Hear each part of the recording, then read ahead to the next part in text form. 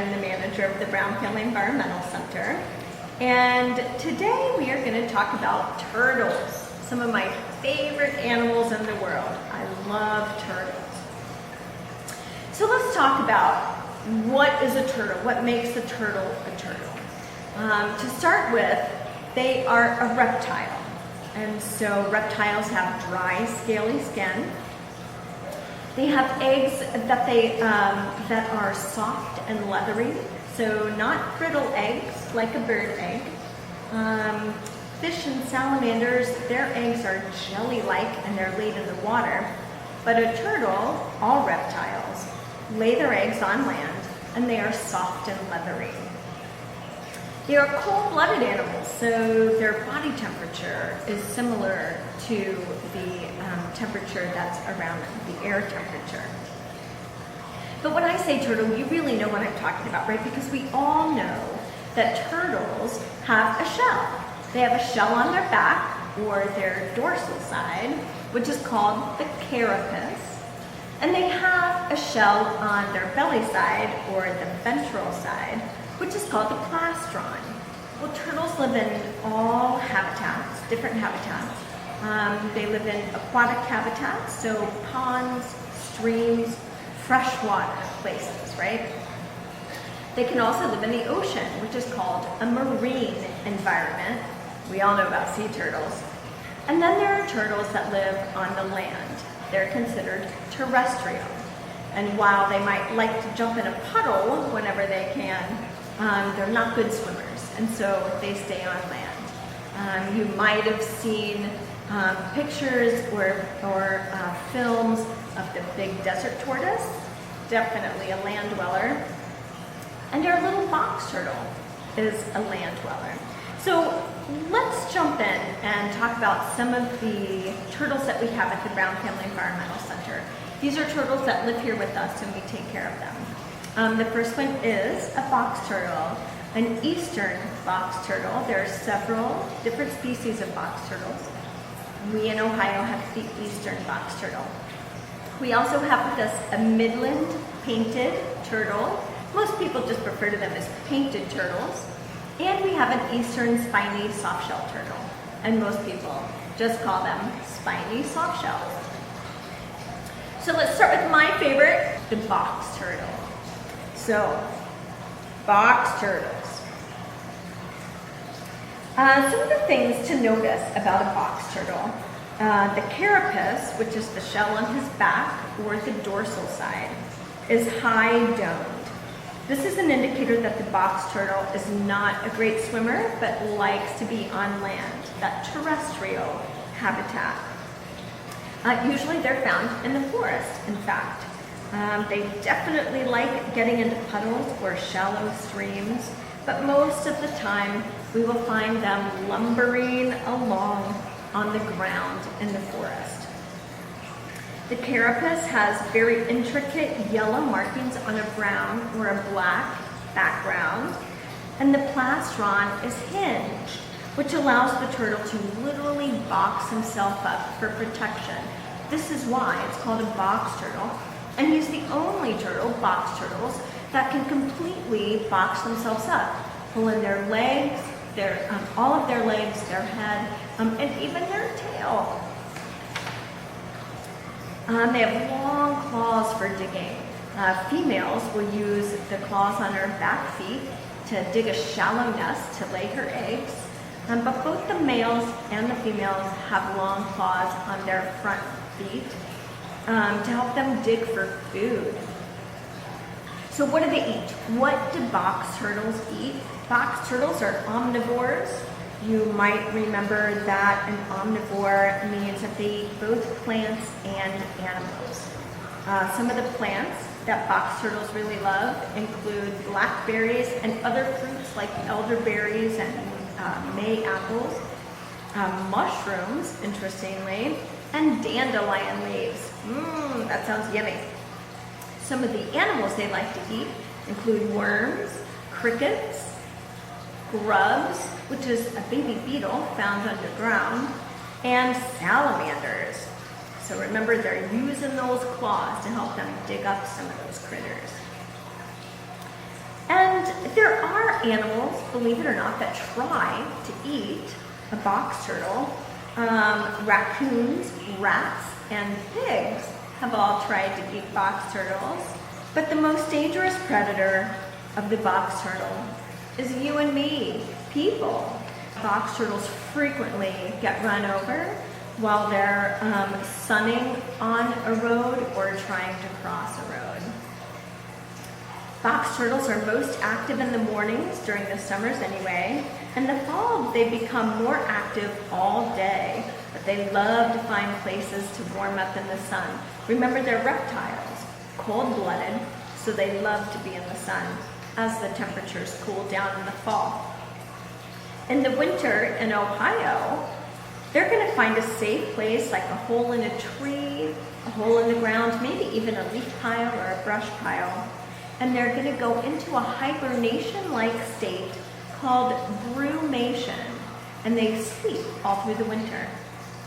This usually starts in October or November, and they'll sleep until about April when they wake up and emerge again in the spring. Box turtles can live to be pretty old, most of them 25 to 35 years, but they have been known to live up to 100 years old. So there you have it. There's a little information about one of my favorite animals, the box turtle.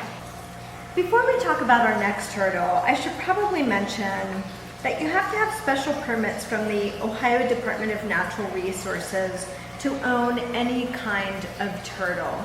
Animals that you see in the wild should stay in the wild. Here at the Brown Family Environmental Center, we have those permits, so we are able to care for these beautiful animals. All right, so let's take a look at our second turtle. This is one of the most common turtles in Ohio and in fact throughout the United States. It's commonly referred to as a painted turtle, but there are different species of painted turtles throughout the country.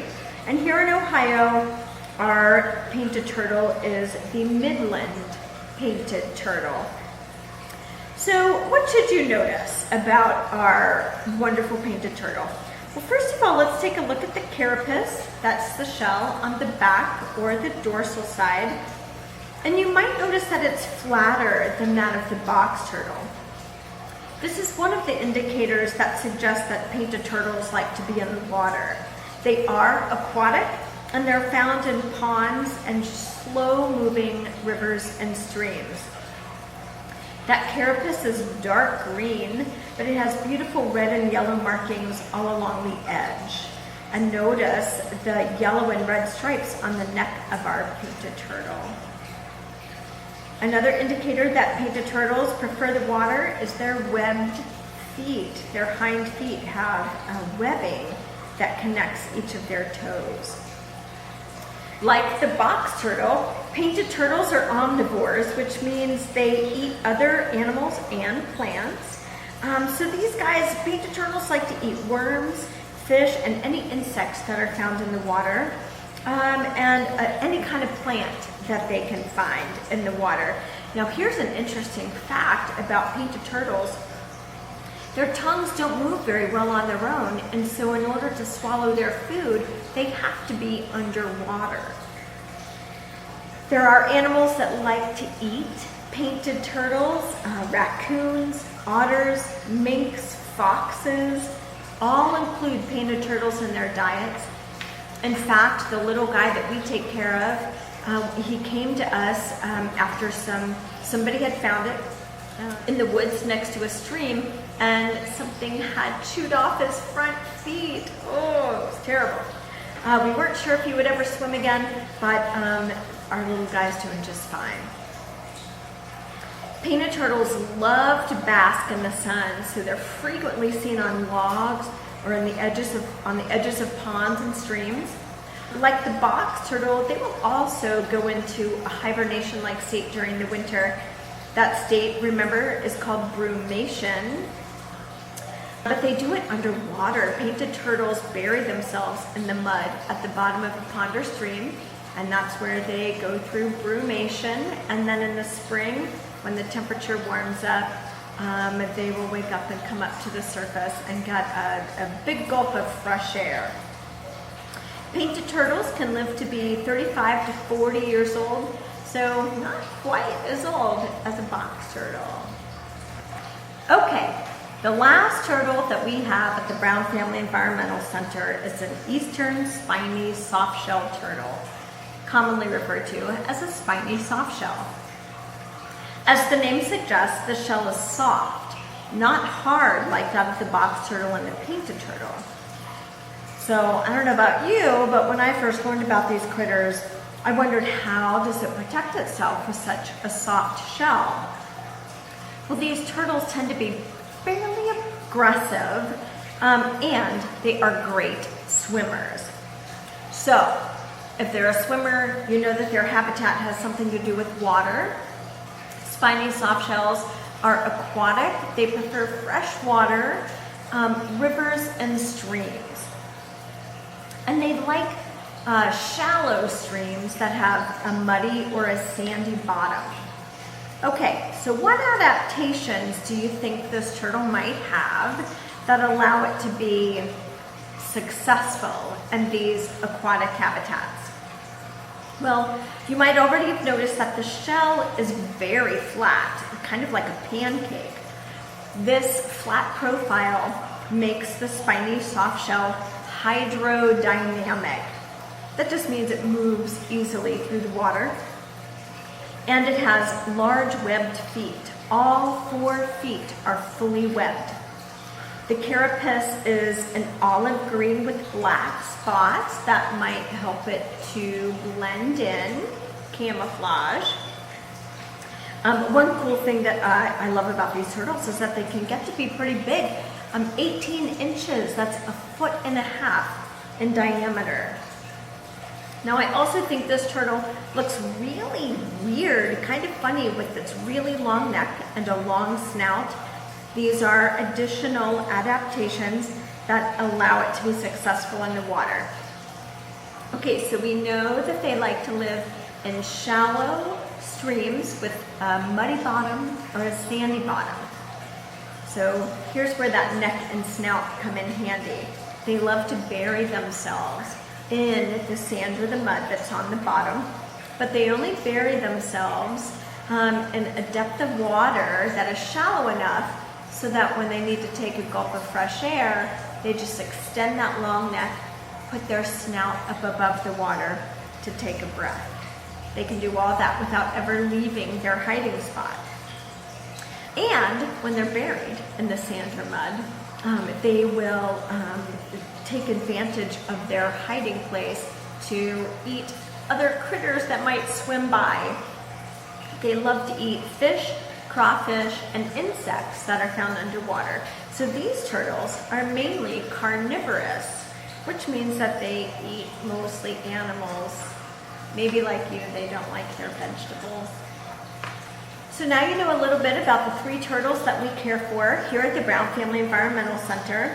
Just a reminder that we have these animals because we have special permits, which means we have permission from the Ohio Department of Natural Resources to take care of them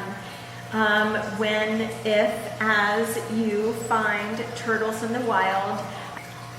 So if you find a turtle in the wild, you really should leave it there.